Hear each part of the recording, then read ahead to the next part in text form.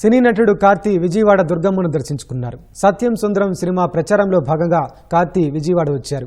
చిత్ర బృందంలో కలిసి ఇంద్రకీలాద్రికి వచ్చిన కార్తీకి ఆలయ మర్యాదలతో స్వాగతం పలికారు. అమ్మవారి దర్శనం అనంతరం పండితులు వేదాశీర్వచనం చేసి అమ్మవారి చిత్రపటం ప్రసాదం అందజేశారు. కనకదుర్గమ్మ సన్నిధికి రావడం చాలా సంతోషంగా ఉందన్నారు.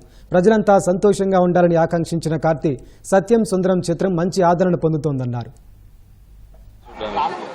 ఆఫ్టర్ ఆల్మోస్ట్ 6 years మళ్ళీ వస్తున్నాం. So happy.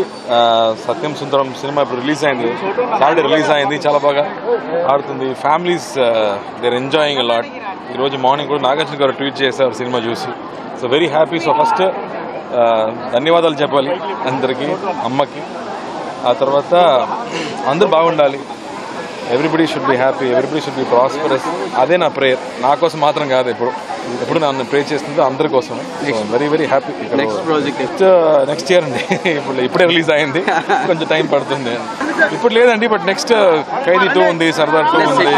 పొలిటికల్ సినిమా ఇప్పుడు ఏం లేదు, తర్వాత చేస్తాను. లేదండి.